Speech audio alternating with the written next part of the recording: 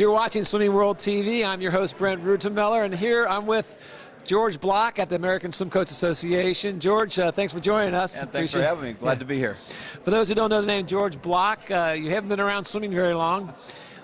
George was a former president of American Swim Coach Association. He's the current president of the World Swim Coach Association. Been involved with all levels of the sport, on the board of USA Swimming at one time, I think, and as vice president for 4 years. Vice president there, and then based out of San Antonio, Texas right now. So once again, thank you, and let's jump right in. Glad to. You have your pulse on what the coaches of the world of swimming are talking about. What's the topic? What are they concerned about? What are the issues?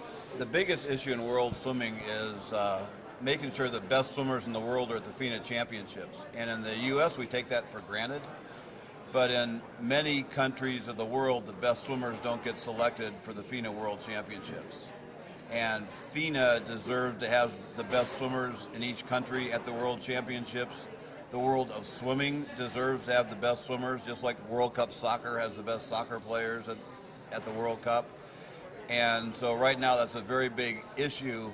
It's very demoralizing to world swimming and to the coaches and to the teams and to the athletes if when it comes times to go to the World Championships, the best swimmer doesn't get picked, but somebody who's maybe 8th or 48th gets picked, basically for political reasons to go on a trip.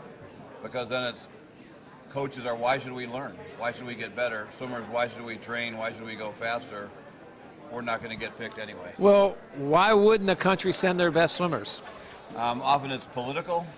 Maybe the president of the federation has a niece who's swimming, and the president selects the niece, and so the president, his wife, the niece, her mom and dad get 3 weeks paid vacation by FINA in Barcelona. So you're talking about countries that aren't really established in the sport of swimming here, or I mean, they're not the first. They're not Australia, U.S., Germany, the countries we think about, but they're typically Southern Hemisphere countries, equatorial countries. But many of them are making very serious attempts at aquatics, getting people sometimes even with FINA B times. They're just not automatic qualifiers, but they have coaches who are striving, swimmers who are striving. We probably still won't ever hear of them at the Worlds, but instead of being 148th, they might be 38th. Well, some of our viewers may be surprised to hear this. Aren't there standards? Are we still living in the world of Eric the Eel? Or Eddie the Eel. Eddie the Eel, yeah. We are still living in that world. And fortunately, the networks are putting a little pressure on FINA and saying, we don't like showing that, we don't like seeing it. But other than the big swimming countries, if your country doesn't have automatic qualifiers, FINA then says, in what's called universality, we will give you 1 man and 1 woman, or depending on the meet, 2 men and 2 women. You get to bring people to the meet. But to this point has not had standards and said they have to be the highest FINA point swimmer in your country, or say it's going to be Brent Rutemiller because Brent is the best swimmer in your country, whatever it's going to be. It's a pretty small country. Small country. But these are small countries we're talking about. I know. And so the countries get to pick. And so often it's a political pick. Sometimes from the highest level of government says, oh, the president of the country's granddaughter is a swimmer. Well, this is kind of interesting to me. What that tells me is an opportunity then to get into that country and show them how they can get faster swimming. And that's kind of where you might come in to educate them. Both ASCA and WSCA do a lot of clinics in those countries. Even FINA does clinics in those countries. And the coaches are interested. But when they work hard and improve and their swimmers improve and then don't get selected, it's, why did we do this? And the swimmers are saying, why did we train harder? Why did we drop 40 seconds in our mile? Coaches saying, why did we go to all this trouble to go to all these clinics and have horrible currency conversions and spend a year's worth of salary to go to a clinic and end up meaning nothing because it was just a political pick. So it becomes very demoralizing. It holds swimming back in these countries where coaches are trying hard, swimmers are trying hard, families are trying hard. They're making a serious attempt.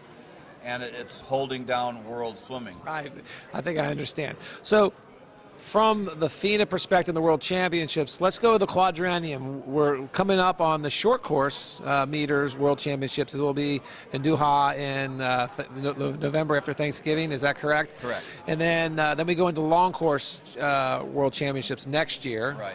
And then we stop with the World Championships for the Olympics. And then we go right back into the next cycle. Correct. And so we are cautiously optimistic that the technical swimming committee, the good news is that everybody agrees with us now. They didn't used to all agree with us. I think network pressure has got everybody seeing things the same way. But I think the technical swimming committee has come up with a very good solution that they brought forward to the FINA executive director. I think he tweaked it a little bit, maybe even made it a better solution. But I think we've got the beginnings of a solution for this underway. And if they can get it going for a couple of world championships and sort of then change who's at the meet, I think they can change it legislatively at that point. Very good. Well, I wasn't expecting you to start out with that being one of the big issues here. That's the big issue because of the 150 countries in FINA, that's 100 of them.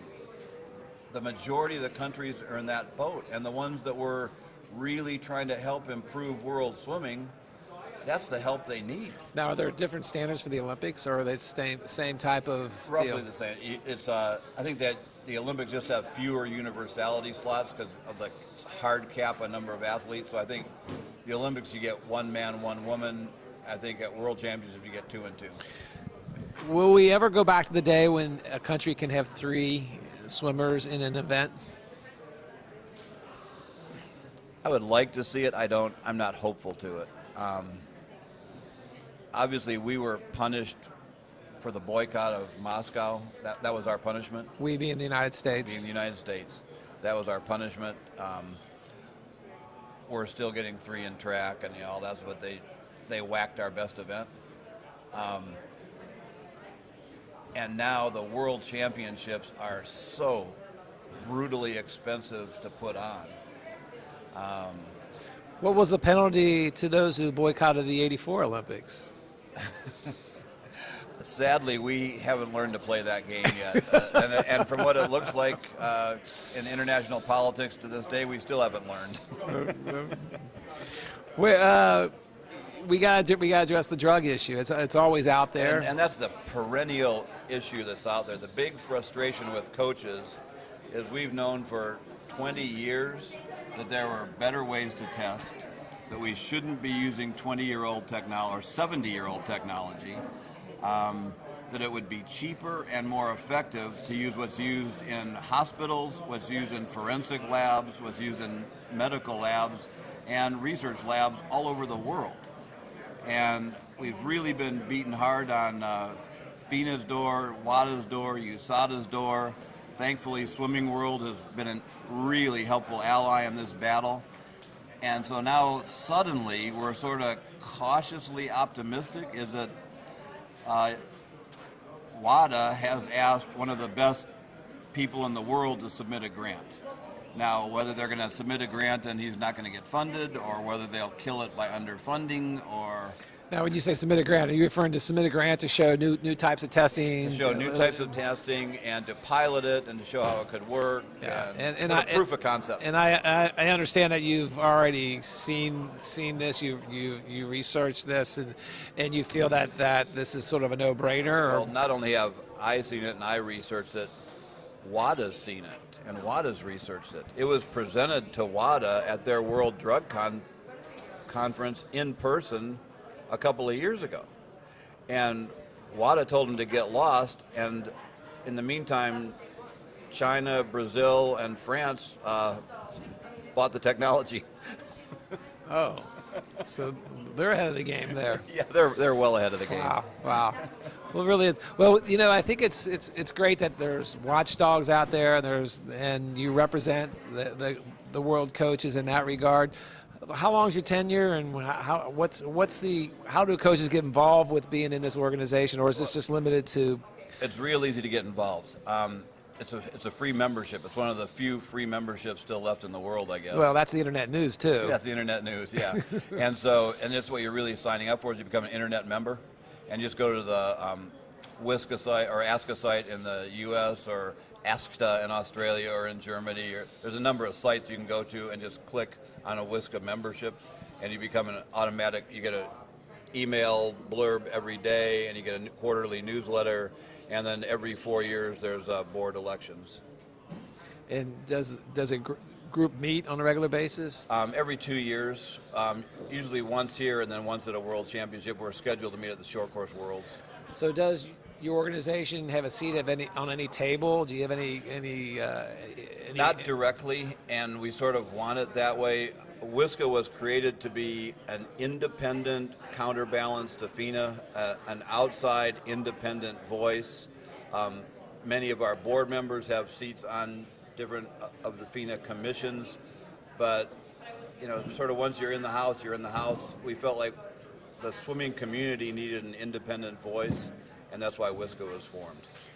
Have you felt you've made an impact or a difference in the course of things? Clearly made it. I mean, the suits deal was clearly a difference. It helped having an independent group out there. And just to address our audience here, if you haven't seen the interview I did with Steve Furness, we talked about the evolution of the technical suits all the way back to 1988 through 2009, where we are now. And when we went into the polyurethane flotation, what shiny we call it the plastic bag era. Yeah, that's when you guys really said, "Look, we've gone too far." It was clearly cheating, but we felt it was going to kill grassroots sports in the developed countries, and it was going to crush the non-developed countries. To have a barrier of entry of a $300 to $600 suit was ridiculous. Everybody's going to play soccer. Go out and get a pair of soccer shoes. Yeah, there were a lot of extending reasons and circumstances to all that. Well, thank you for all that. Is there anything you'd like to add or communicate? Well, I think that's plenty for this round, but WSCA's working on a lot of issues, but I think we hit on the key ones. Yeah. Well, I appreciate it. Hey, thanks for your time. All right. And always for Swimming World support. You're welcome. Well, that's it for Swimming World TV. I'm Brent Rudemeller saying, if you want to win, first help someone else win.